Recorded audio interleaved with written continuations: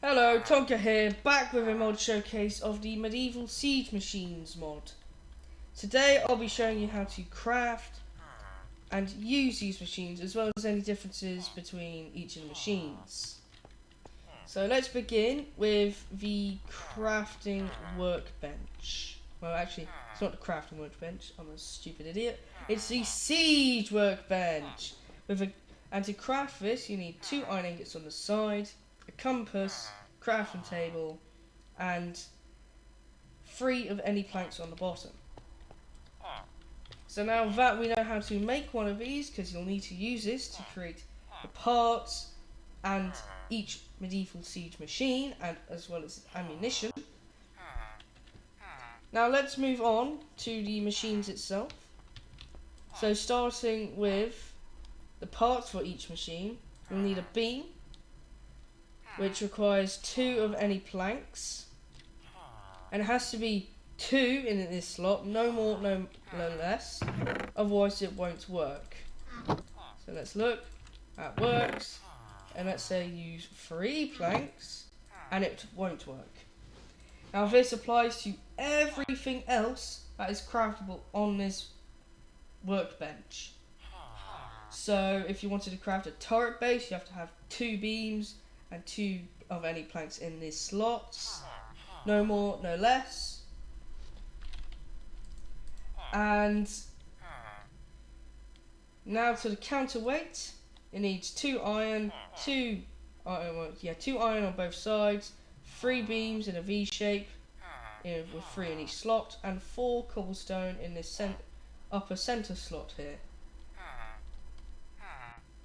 Now to the barrel, it requires 2 iron ingots in a row down to the middle row on both sides, an iron ingot in the dead center, and string in the center bottom row. Now onto the wheel, it requires 4 beams, 1 in each slot, like this, in a sort of diamond shape, and then 8 sticks in the center. Now onto the ammunition. There's only 2 specialist ammunition in this mod, so the giant arrow, which requires 1 iron ingot at the top, 2 sticks here, and 2 feathers at the very bottom. And finally the cannonball, which requires 2 iron ingots in any slot. It has to be 2 in any slot though. No more, no less. And finally, onto the machines themselves. We're going to start with the ballista, which is the cheapest in the mod, requiring 8 beams, 3 string, 8 iron ingots, 5 turret bases, 2 of any plank, 1 lever, and 4 sticks. Then to the battering ram, which requires 12 string, 22 beams, 12 turret bases, 8 iron ingots, 6 wheels, 4 lever, and 16 of any planks. And to the heavy artillery, we're going to start with a catapult, with 5 string, 49 ingots, 18 beams, 10 turret bases, 12 of any planks, 6 lever, and 6 sticks.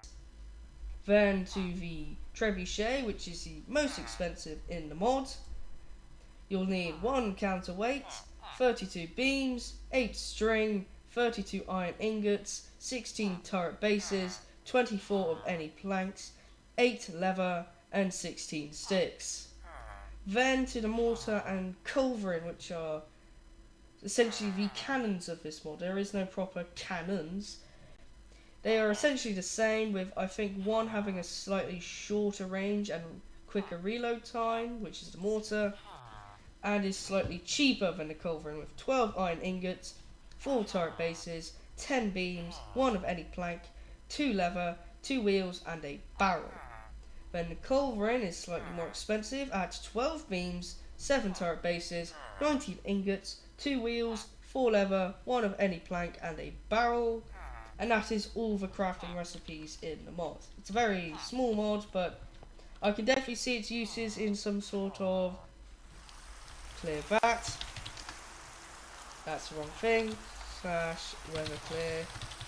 That might be an oopsie daisy. Oh, nothing important. But I can definitely see the uses of this in, say, a multiplayer Minecraft server, or in a single player if you wanted to kill the Wither and maybe or terrorize a village like I've been doing. But I can definitely see itself having some limited use in some areas. Yeah, I can definitely see this being used better in multiplayer, since there'll be player built structures that need to be taken over. So let's get on to the use of each of these weapons. So starting with something with no ammunition, the battering ram, which is, well, as the name implies, a battering ram. It uses a giant goat's head to smash blocks. Could use this to, say, smash a giant wooden gate at a city wall, or just smash the wall itself. So let's test it. F to fire.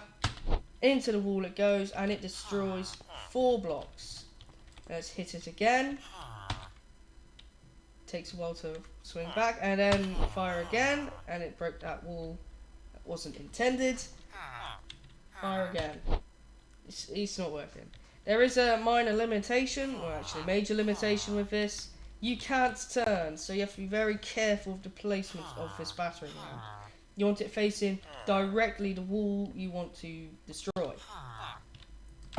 So let's go and move on to this oak wall here. Not too far. That's not quite right. Let's shift it left a little bit. There we go. As you can see, can't turn. So then hit the wall. Wait 3.2 seconds. Okay. There is a wait.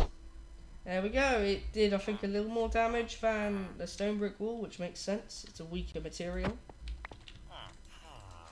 That's a battering ram done. I'm actually going to remove too many of these duplicates.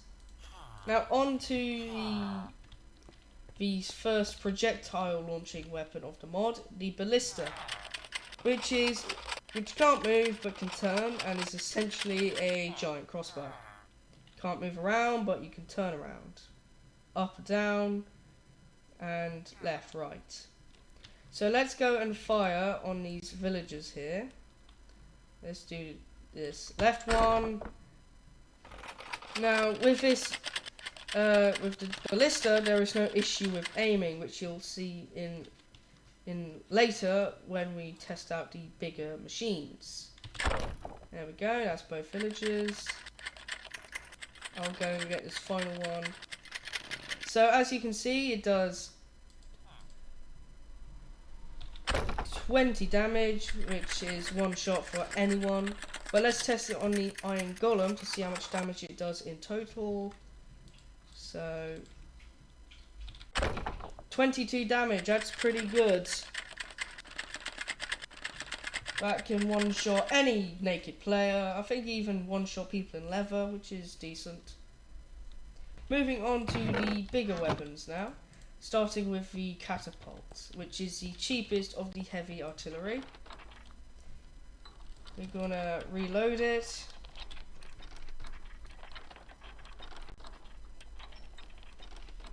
There we go. Load it, and this does have quite a short range, so let's aim at that tree there. Let's aim a little left. As I mentioned, this is the first machines of the 4 that does have a little issue with aiming, since the crosshairs don't directly represent what it's going to hit. So let's test on this cobblestone wall. So watch the crosshairs very closely.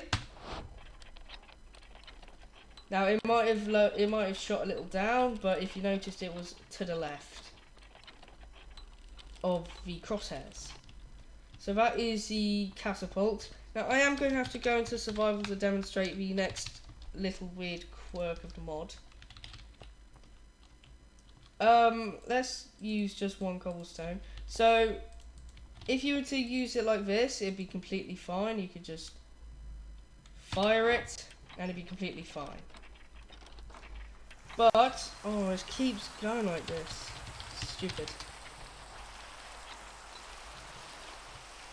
But if I was to say only load it with one cobblestone in my hand, let's do it now. it didn't launch, and we had a no ammo error. That is a weird quirk in a mod. I'm sure it's some coding bug, but that's just a small little weird quirk in a mod. And it could be easily dealt with if you have multiple cobblestone. It's not very expensive ammunition.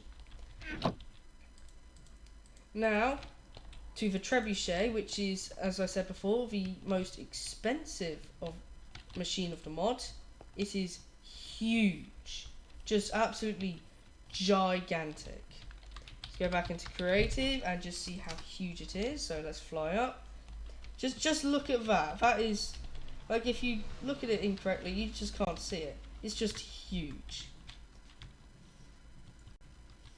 Like, possibly the taller than any structure. Like, the pillager outposts, I think, are shorter than this. Or at least the same height.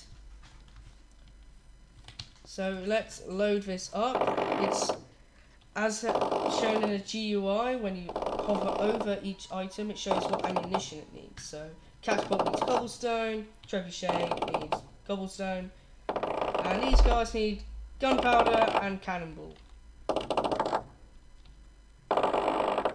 Now this is the longest ranged weapon of the mod.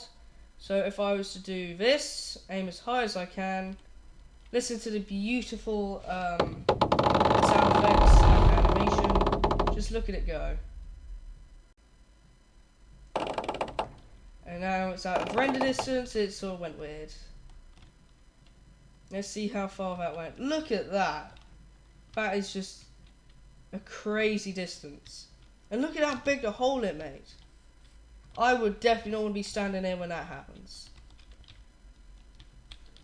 Now I need to mention another little weird quirk. Well, it's actually not a weird quirk, it's actually quite useful. Now let's remove the Trebuchet. It is very good at its job, but has the same power essentially as the Catapult when it hits any of these walls.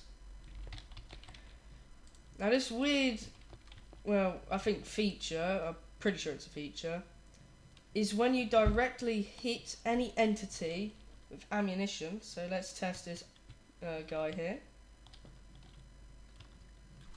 Let's load it up with gunpowder and cannonballs and fire at him. It insta-kills them. I've tested this with people in netherite armor and it still insta-killed them. Pretty impressive, but the likelihood of you managing to directly hit someone in netherite armor with this is quite low. Now, I did not properly demonstrate how to load the mortar and culverin. It's essentially the same process. You wait for the little red circle to fully reload.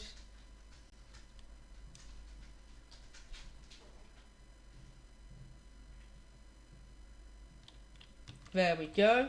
Then what you do is gunpowder first, then cannonballs second. Same issue as before with the Trebuchet and Catapult. You do need multiple of each, otherwise it won't work. So let's fire it. Decent range, not much damage on the wood here, so let's aim this culverin over here. You can move these and actually turn these cannons, which is quite useful. So instead of having to pick them up every time, if you wanted to move them, you could just turn and roll them to a new position. So let's load it up. And let's aim for a little to the left, same issues as before. A little higher and fire. Ooh, that damage is good. And look at that damage. This blacksmith didn't know what hit it. So that is the entire mod basically. I can definitely see a good pairings of these mods with, say, oh my god. Clear. So annoying. I could definitely see this mod be useful to pair with other medieval mods. I think there's a mod out there with medieval armor, that's pretty good. And I could definitely see this being used on some sort of civilization SMP, it'd be a really good idea. But apart from that, I think that's the entire mod. I hope this mod showcase has been helpful, and goodbye.